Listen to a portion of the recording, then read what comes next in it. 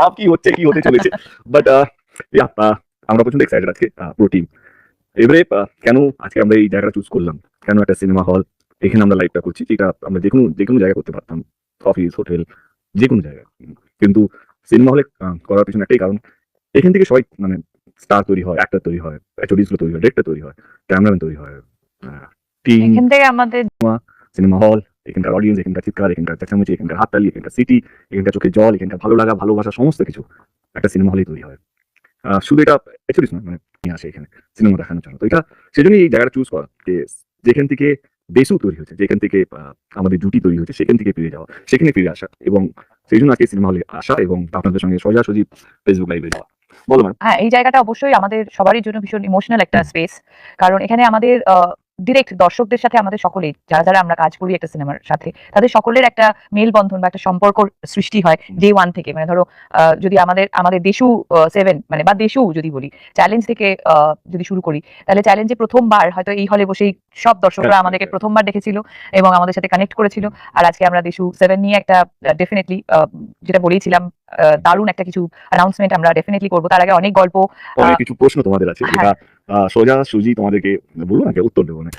মানে আজকে ফাঁকা হল, কিন্তু লড়াইটা কিছু জানো, লড়াইটা হচ্ছে এই হলটা যখন ভর্তি থাকে, তখন এত চিৎকার, চেঁচামেচি, ডান্স, মানে আমরা ওই সময় টাকাও ছড়া হতো একদম একদম। মানে আমার এখনো মনে আছে যে আমরা হল ভিজিট এইভাবে এখন যেরকম হল ভিজিট হয়, ঠিক সেরকম ভাবে আমরা হল ভিজিট করতে পারতাম না। আমাদেরকে ডিসগাইজ, মানে আমরা লুকিয়ে লুকিয়ে আমরা সিনেমা হলে গিয়ে, যেহেতু আমরা নিউ কামার্স ছিলাম, আমাদের বলা হতো যে মানে অডিয়েন্সের সাথে বসে সিনেমাটা দেখো, রিয়াকশন বুঝতে পারবে। এবং আমার মনে আছে চ্যালেঞ্জ পরান যায় সব আমরা একদম পিছনের সিটে বসে লুকিয়ে লুকিয়ে দর্শকদের সাথে দেখতাম এবং তাদের রিয়াকশন, একদম র রিয়াকশনস গুলো আমরা নিতাম। It was absolutely a different era and different emotion. Okay madam, Deshu 7 হলো কি করে? তার আগে আমি বলি দেশু 7 অনেকেই জানতো, হঠাৎ করে দেশু 7 আমাদের মধ্যে আবার। তার আগে আমি প্রশ্ন করি, হ্যাঁ, যে তোমার সব থেকে ইম্পর্টেন্ট রিলিজ এবছরে, সেটা আমার কাছে কেন ফোন এলো? তোমাকে কে বলেছে আমার সব থেকে বেশি ইম্পর্টেন্ট? আমাকে বলতে হচ্ছে না, এটা সবাই জানে। Actually this is one of my most, এটা বলবো না, আমার কাছে তুমি অনেকগুলো ছবি করছো, দারুণ ওয়েটিং রুমটাও, আগের দিন তোমাকে গল্পটা বলছিলে, আমার সত্যি ভীষণ ভালো লেগেছে। আমার এই বছর অ্যাম্বুলেন্স দাঁড়াবো একটা ছবি আছে, খুব ইম্পর্টেন্ট একটা ছবি, এবং টনিক টু। বাট এই ছবিটা আমার কাছে খুব স্পেশাল হয়ে গেছে অনেকগুলো কারণে। মানে তোমাকে হয়তো স্পেশাল হওয়ার আগে আমার কাছে তো ফোনটা এসেছে। স্পেশাল হওয়ার আগে, কারণ স্পেশাল তুমি আসাতেই স্পেশাল হলো, এটাও সত্যি। এমনি একদিন ভাবছিলাম, একদিন না, মানে আমার টিম, আমার অফিস, সবাই চাইতো ওকে দেশু হোক, দেশু হোক। আমার অফিসে 4-5 জনই কাজ করে, তারাই পুরো মালিক, প্রডিউসার তারাই, এবং তারা অনেকদিন বলতো এটা হবে না, মানে এইটা হবে না। কিন্তু এমন কিছু ঘটলো কিছু দিনে, 4-5 দিন, মানে তখন মনে হলো কি, যদি যদি কি বলবো, জিততেই হয় তো আমি তো লড়বো কিনা। যদি এমন একটা লড়াইয়ের সামনে আমি পড়লাম, যেখানে জিততে গেলে আমাকে তোমার সাপোর্ট লাগবে, এবং সেই কারণে ইনফ্যাক্ট আমারও একটা প্রশ্ন আছে। আমি ওকে আমার মনে আছে কি 1 তারিখে, আমার যেহেতু আমি ইটস নট দ্যাট দেবের ক্যালেন্ডার, আমরা সবসময় এবার যারা যারা আমাদেরকে ফেসবুক লাইভে দেখছেন, দেখবেন প্রত্যেক বছর আমি 1 তারিখে আমার কি ছবি আমি রিলিজ করবো, কোন ডেটে রিলিজ করবো, সেটা আমি অ্যানাউন্স করি। ইটস নট দ্যাট 2026টা স্পেশাল সেরকম না, আমি এটা প্রত্যেক 2025এও তাই করেছি। কিন্তু 2026-এ অনেকগুলো ঘটনা ঘটলো, কে রিলিজ নিয়ে কমিটি তৈরি হলো, তখন আমি মনে হলো এমন কিছু করতে চাই যেটা আমার প্রশ্ন কিছু একটা করছিল। আসছি, প্রশ্ন দিয়ে আসছি, এমন কিছু করতে চাই যেটা যেটা আমাকে কাউকে উত্তর দিতে হবে না, এবং সেখান থেকে দেশু আছে। কিন্তু আমার মাথায় এলে তো হবে না, কারণ সুকেও তো হ্যাঁ বলতে হবে, শুভশ্রীকেও তো হ্যাঁ বলতে হবে। এবার আমার প্রশ্ন, যে ওকে আমি, আমার মনে হয় 31 ডিসেম্বর, 31 ডিসেম্বরের সকালে আমি ওকে ফোন করেছি। আমার মতো থাইল্যান্ডে ছিলেন, এবং ও আমাকে 30 সেকেন্ডে, 1টা সেকেন্ড বেশি না, হ্যালো শোনো আমি একটা ছবি প্ল্যান করছি, তুমি করবে কি করবে না, বলে গল্প নেই, ডিরেক্টর আমি, তুমি ভালো ডিরেক্টর তো, বলে আমার ছবিগুলো দেখে নাও, অন্যরা ডিরেক্ট করছে, তুমি ভালো ডিরেক্ট করতে পারবে তো, বলে হ্যাঁ হয়তো করে নেবো, চলাবো না তোমাকে। তো ঠিক আছে, আমাকে অ্যাক্সেন্ট দাও। তারপরে সে হ্যাঁ বলে। তো আমার প্রশ্নটা, তুমি 30 সেকেন্ডে হ্যাঁ বললে কেন?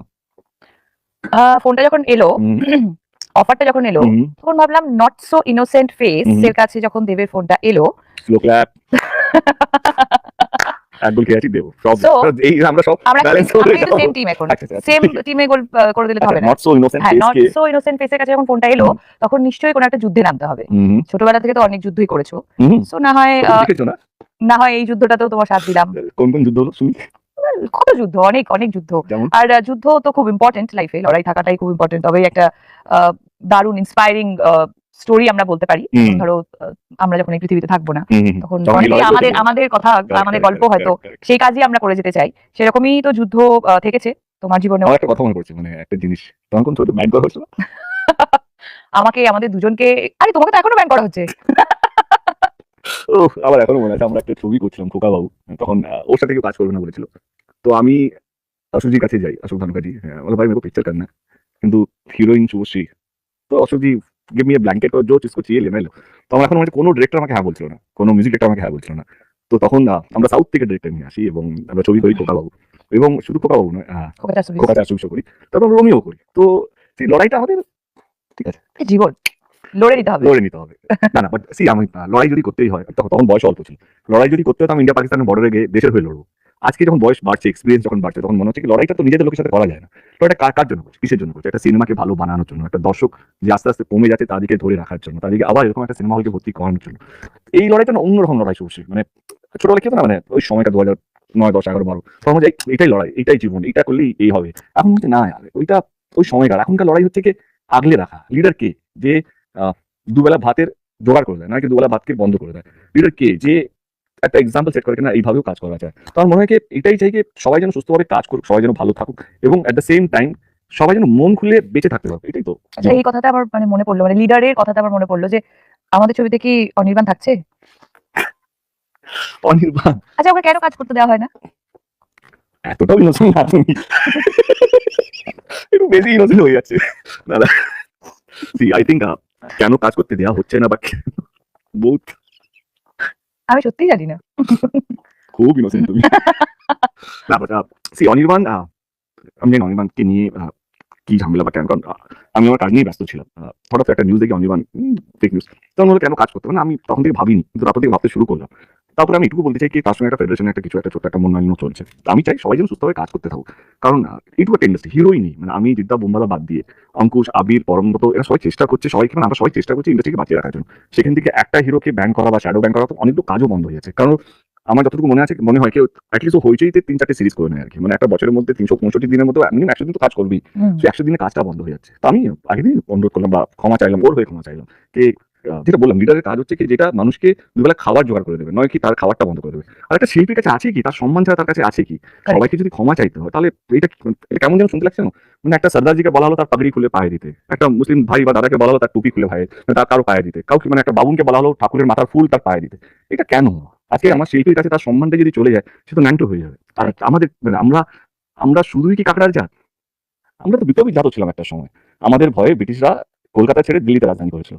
আমরা বাঙালি প্রথম বিপ্লবী যারা লড়াইয়ে নেমেছিল মানুষের সম্মান বাঁচানোর জন্য, মানুষকে আগলে রাখার জন্য। আমি আবার বলছি যে আমি দেশু 7 এর মধ্যে অনির্বাণকে কালতি চাইছিলাম না, বাট আজকে আমি সত্যি চাইছি যে অনির্বাণ কাজ করুক। আমি কি বলবো, মানে এটা তো সত্যি, মানে আমাদের রাজ্যটা তো পলিটিক্যাল স্টেট, কিন্তু তার মধ্যেও আমি কোনোদিন দেখিনি কোনো একটা নেতা এই দল থেকে ওই দল গেলে সোশ্যাল মিডিয়ায় ক্ষমা চাইছে না আমি আগে দলে ভুল করেছি, বা অন্য দল থেকে এই দলে এলে সে ভিডিও দিচ্ছে যে আমি ওই দলে ছিলাম বলে ভুল করেছি। এটা তো আমাদের কালচার না। আমার মনে হয় পলিটিক্যাল স্টেট তো অবশ্যই, তার সাথে সাথে আমাদের মানুষজন ভীষণ সফট, ভীষণ কালচারালি রিচ।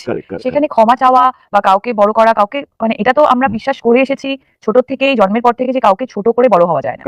কাউকে কখনোই ছোট করে তুমি নিজে বড় হতে পারবে না বা অন্য কাউকেও বড় করতে পারবে না। সো সেখানে তো শিল্পীদের মানে পজিশন সবসময় আমাদের বাংলাতে শুধু নয়, সব একটা ইন্ডাস্ট্রি, মানে আমি চাই না আমার টেকনিশিয়ান ভাবে কোনো সম্মান অসম্মান হোক, মানে আমি তাদের হয়ে লড়বো, বা আমি এটাও চাই না কি কোনো শিল্পী মানে 10 মাস ধরে একটা লোককে ব্যান করলে তারও তো সংসার চালাতে হবে, তারও তো খরচা চালাতে হবে। অ্যাবসলিউটলি সে বেচারা ব্লগার হয়ে যাচ্ছে, কেউ গান গাইছে, এখানেও বন্ধ করা হচ্ছে। তো আমার মনে হয় কি আমার অনুরোধ আবার আমি ফেডারেশন এবং সমস্ত টেকনিশিয়ানদেরকে বলছি, 10 মাস হয়ে গেছে, আমার মনে হয় কি তো ইগো এমন একটা জিনিস না, যত বাড়াবে তত নিচের দিকে মানে ক্ষয়ে যাবে। মানে হিটলার একটা সময় ভাবতো তিনি ভগবান, মানে কোথাও কি হয়ে গেল না। তো আমি সবাইকে অনুরোধ করবো, সমস্ত পুরো ইন্ডাস্ট্রি প্রত্যেকটা মানুষকে আসুন সবাই একসাথে কাজ করি, এবং যদি ক্ষমা চাইতে আমি ক্ষমা চেয়ে নিচ্ছি কে অনির্বাণ বা যারা যারা ব্যান্ড হয়ে আছে তাদের হয়ে আমি ক্ষমা চেয়ে নিচ্ছি। কারণ আমরা একটা বাজে এক্সাম্পল সেট করছি। এটা বুম্বাদা কোনো একটা এক্সাম্পল একটা ইন্টারভিউতে দেখছিলাম, সত্যি বলছি বুম্বাদাকে আমরা আমাদের ভবিষ্যৎ পরের জন্মকে কি এক্সাম্পল দিয়েছি। একটা অ্যাক্টর ব্যান ছিল আর আর্টিস্ট গিল কোনো একটা অ্যাক্টরকে ব্যান করে দিল, আর্টিস্ট গিল চুপ করে যেটা দেখছে, একটা টেকনিশিয়ানকে অসম্মান করা হচ্ছে সেটা আমরা চুপ করে দিই, সেটা অন্যায়। মানে আমার মনে হয় কি সবাই কাজ করার অধিকার আছে, এবং আমাদের রাজ্যে সবাই যেহেতু সিএম থেকে আরম্ভ সবাই থেকে সবাই কাজ করুক।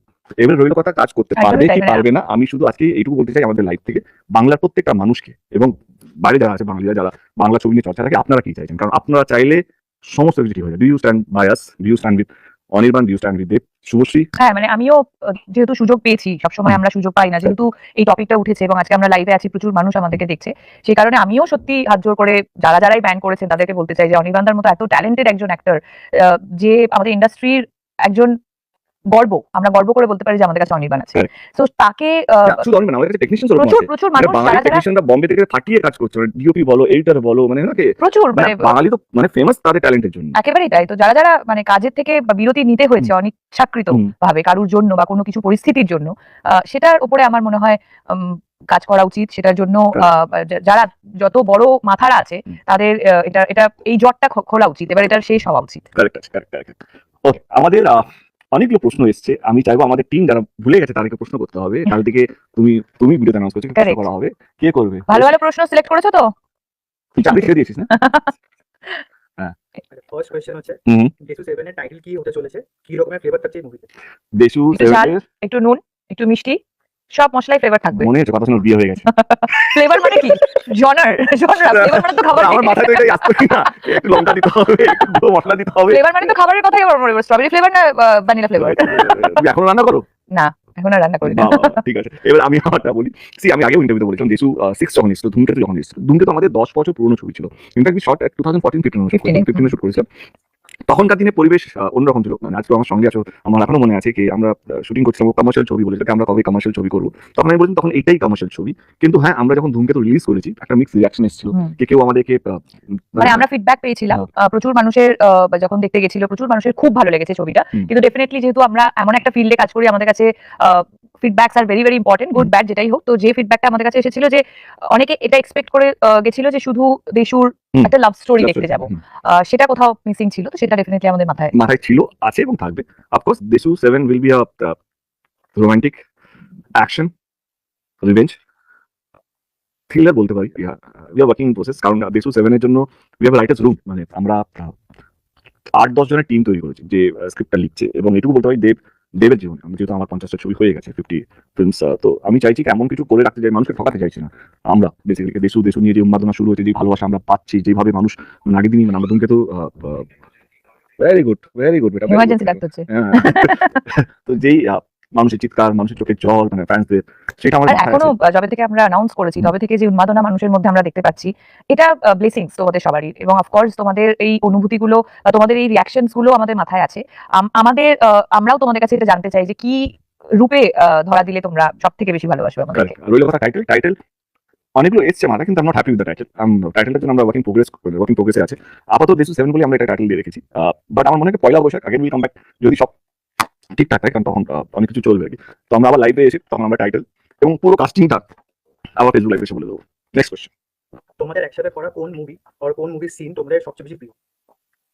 সিনের কথা তো মনে নেই। 14 বছর আগে। হ্যাঁ, কিন্তু আজকে মানে এটা অবশ্যই একটু আগে কথা হচ্ছিল যে প্রত্যেকদিন আমাদের গান্ড মালারে রিলস হচ্ছে, ইনফ্যাক্ট আমি বলতে পারি একটা ছবির কথা, সরি ইন্টারাপ্ট করলাম, সেটা হচ্ছে পরাঞ্জয় জলিয়ারে। ওয়াই? বিকজ তখন দাঁড়িয়ে আমার মনে হয় আমরা 70 ডেজ শুট করেছিলাম। Correct.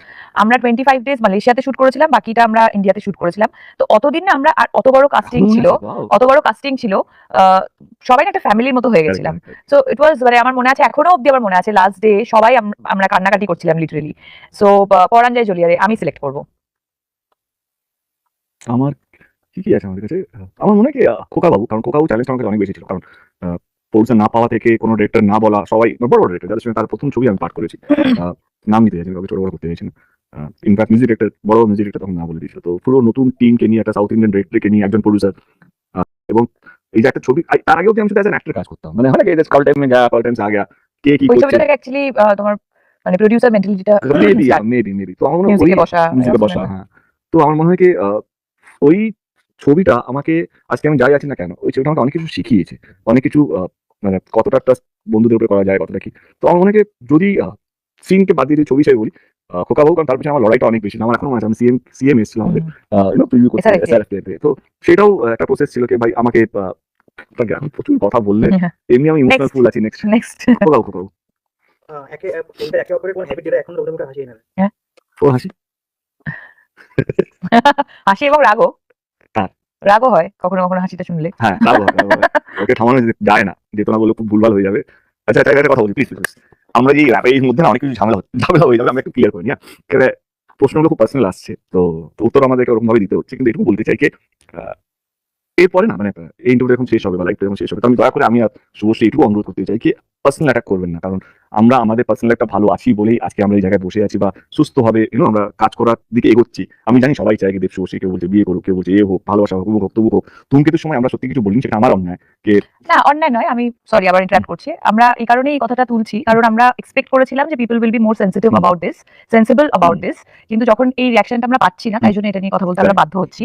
এবং এটা ক্লিয়ার করে দিতে চাই আমরা দুজনেই, সেটা হচ্ছে যে পাস্টে যাই ছিল কখনোই কেউই আমরা আমাদের জীবনে পাস্ট নিয়ে বেঁচে থাকতে চাই না। আমরা সবাই জীবনে এগিয়ে যেতে চাই এবং এগিয়ে যাওয়ার নামই হচ্ছে জীবন। এবং কোথাও গিয়ে তাই আমরা অনেকটা এগিয়ে গেছি বলেই আজকে প্রফেশনালি আবার আমরা একসাথে কাজ করতে পারছি with the support of our partners, Correct. It is very very important. তো প্লিজ আমাদের পার্টনার্সকে কেউ কোনোভাবে আমি এটা বলছি না যে ওদের খুব একটা কারুরই খুব একটা ইয়ে হয় না, but আমার লাগে, আমার হ্যাঁ লাগে। এক্স্যাক্টলি আমাদের মানুষের- খারাপ আমাদের লাগে। কিছু দায়িত্ব তো আমাদের, কারণ তাদের সম্মানটা তাদের আমাদের রেসপেক্টটা আমাদের হাতে। আমাদের রেসপেক্ট, মানে কোথাও যেন আমার মনে হয় রাজের রেসপেক্টও আমার রেসপেক্ট, আর রুপিনির রেসপেক্ট অফ কোর্স আমরা আমাদের রেসপেক্ট। মানে আমি রিয়েলি থ্যাঙ্কস জানাতে চাই রুপিনি এবং রাজকে যারা আমিও। আমাদেরকে সাপোর্ট করেছে বলেই আজকে আমরা এখানে বসে আছি। তো প্লিজ হাত জোর করে প্লিজ এমন কিছু মন্তব্য রাখবেন না যেখানে সত্যি আমাদের মনে হবে কি আমরাই, মানে আমাদের সামনে আমাদের পার্টনারকে অপমান করা হচ্ছে কিন্তু আমরা কিছু করতে পারছি না। আমি জানি সোশ্যাল মিডিয়া কারো কন্ট্রোল নেই, যে যা ইচ্ছা লিখতে পারে, কিন্তু লেখার মধ্যেও যদি এইটুকু যদি বুঝতে পারেন যে আমাদের প্রচেষ্টা বাংলা ছবির দর্শককে, যারা দেশু সেভেনকে বানিয়েছে এবং আজকে যেভাবে বাংলা ছবি অবস্থা তাদের সেটাই ঘুরিয়ে আনার প্রচেষ্টা আমাদের, এইটুকু যদি বোঝেন তাহলে বুঝতে পারবেন মানে যে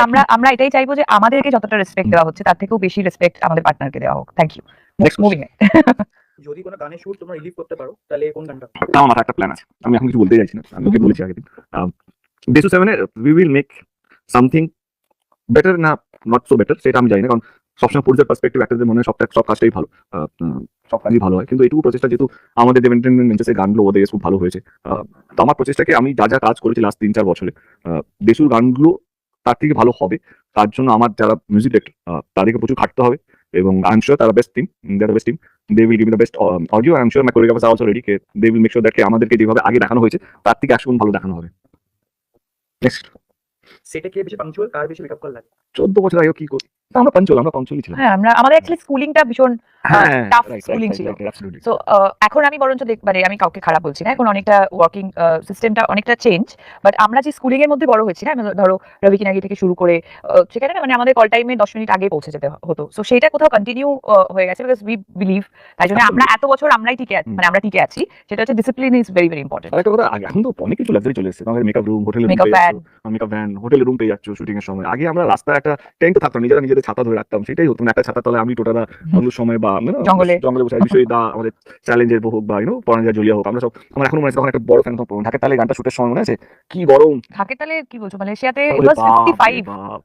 আমরা একটা পাখার তলে আমরা সবাইকে বসে থাকবো, 2 মিনিট করে বিষয়টা বসবে, তারপরে বাকি আর্টিস্ট হবে, তারপরে আমরা গিয়ে বসবো, তো ওই একটা পাখার মধ্যে পুরো গানে যত আর্টিস্ট আছে সবাই বসে আছে, তো ওই লাইফটা লিড করে না, মানে ওই এখন স্কুলিংটা না মেকআপ না হলে হবে না, এখন এসি ফ্লোরের মধ্যে এসি চলে এসেছে, আলাদা করে এসি ভাড়া করে নিয়ে আসে, তো আই থিংক একটা টাইম টেকনোলজি আসবে, কোর্সের খরচা বাড়বে, সেটা normal, new normal. Next question, তোমরা যদি একটা নট তাহলে সেকেন্ড প্রফেশন কি হতো? বোকা বোকা প্রশ্ন না। হ্যাঁ ভাবি না বোকা, নেক্সট যে করেছে সে বোকা হুম। শুধু ও হাসি দিয়ে মানেটা চেঞ্জ করে দিল। সো আমাদের লাস্ট কোশ্চেন, 7th কোশ্চেন, হ্যাঁ। ফ্যান্সরা কি দেশুর আরো মুভি এক্সপেক্ট করতে পারেন ফিউচার? অ্যাবসলিউটলি, যদি দেশু 7 চলে তো ডেফিনেটলি উইল প্রফিট। ওকে, আর একটা কি ছিল না একটা তোদের? টু অফ ছিল না, হ্যাঁ। False আছে। হ্যাঁ। বল লজ্জা পেয়ে যাচ্ছি। তো ট্রু এন্ড ফলস আর একটু বলে দিও কেন ওটা, মানে রিজন। না আমরা শুধু ট্রু ফলস বলবো। যদি কোশ্চেনটা ইন্টারেস্টিং হয় তাহলে আমি আগে বলবো, না বলবো না। এখন অভিমান আছে বাট প্রফেশনাল বলে একসাথে কাজ করছি। False.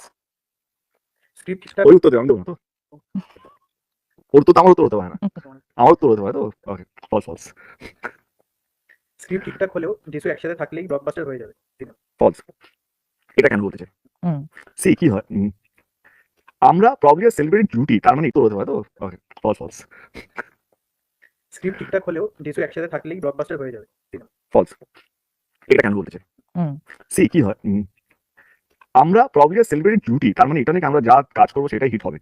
C that's a difference between reality and একটা ড্রিম ওয়ার্ল্ড। আমরা একটা ড্রিম ওয়ার্ল্ডে বাস করছি যেখানে স্বপ্ন দেখে আমাদেরকে নিয়ে, আমাকে আর শুভশ্রীকে নিয়ে, কিন্তু রিয়ালিটি হচ্ছে আমাদেরকে পারফর্ম করতে হবে, আমাদের ছবিকে পারফর্ম করতে হবে, আমার যিনি ডিরেক্টর তাকে পারফর্ম করতে হবে, মানে ইটস নট ইজি। মানে আমি যে আজকে বসে আছি, যবে থেকে আমি অ্যানাউন্স করেছি, আমরা অ্যানাউন্স করেছি 1 তারিখ বা 2 তারিখ আমরা অ্যানাউন্স করেছি, তবে থেকে আমার রাতের ঘুম উড়ে গেছে, যে যেই প্রেশারটা আমি নিচ্ছি, প্রেশার গল্পটা কি হবে? গল্পটা কত ভালো হবে, গল্প একটা স্ট্রাকচার তো মাথায় আছে আমার, we are working on it, but এই যে কত বড় প্রেশার, আমার মনে হয় কি সেটা আমি কোনোদিন বলে বোঝাতে পারবো না, কিভাবে ভালো করবো। মানে মানুষ যখন পৌঁছবে হলে, মানুষ যেন বলে কি ওয়াও, মানে যে 5 বছরের বাচ্চা হোক, 10 বছর স্কুল গোয়িং, কলেজ গোয়িং, মানে অফিস গোয়িং বা সিনিয়র সিটিজেন, তারা যেন প্রত্যেকেই বলে কি না এইভাবেও ফিরে আসা যায়, বা এইটাই তো আমরা চাইছিলাম, বা এই রকম ছবি হলেও মন্দ না। তো এই যে কত বড় প্রেশার, সেটা আমি কোনোদিন বলে বোঝাতে পারবো না।